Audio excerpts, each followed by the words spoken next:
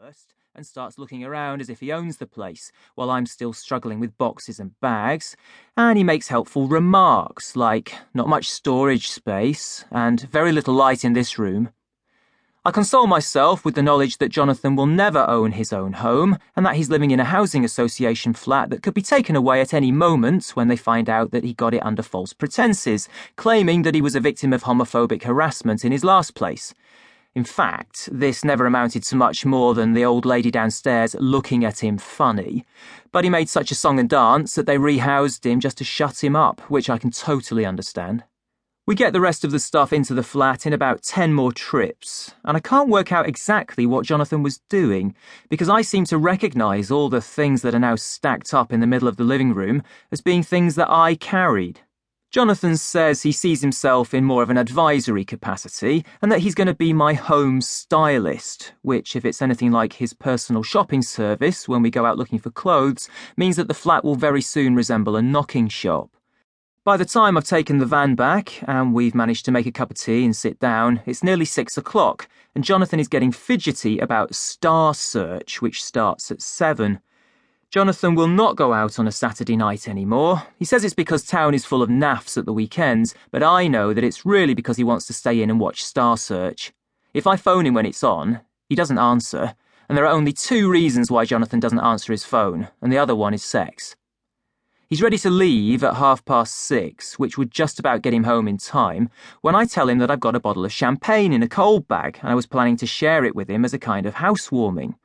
So he looks at me for a while as if he's doing a few calculations, and then he says, OK, he'll stay for a drink if I can get the TV hooked up as well. So I put the TV on top of a packing case and pop the cork just as Star Search starts, and Jonathan glares at me and tells me to shush because he can't concentrate on 2 things at once.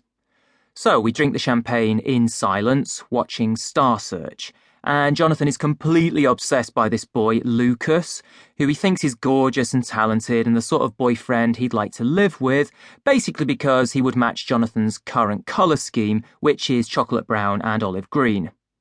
Lucas has dark brown curly hair and olive skin, and he's cute in a retarded child sort of way.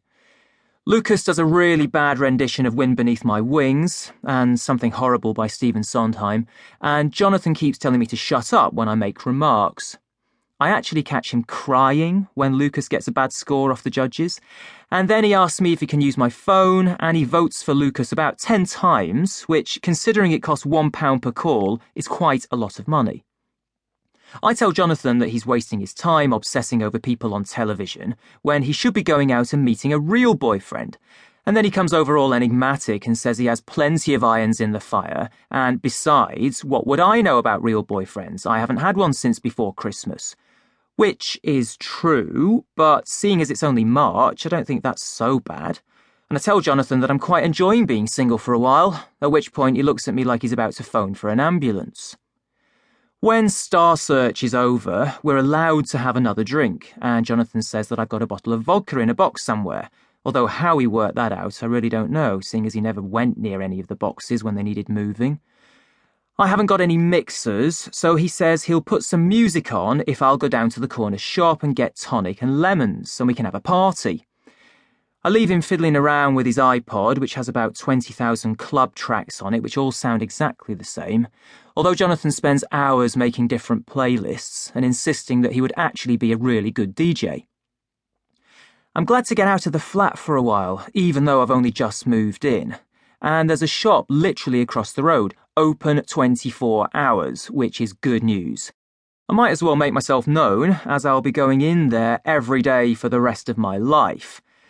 Planning meals has never been my strong point, and as long as they sell microwavable rice, a bit of salad, and some herbal tea, I can make up the rest of my diet with protein shakes.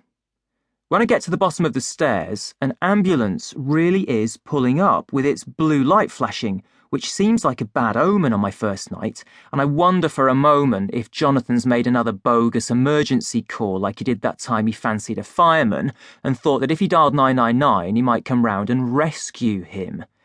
But there are 2 paramedics going to a flat on the 2nd floor. Jonathan's looking very pleased with himself when I get back, and he says he's bought me a flat warming present, and can I guess what it is?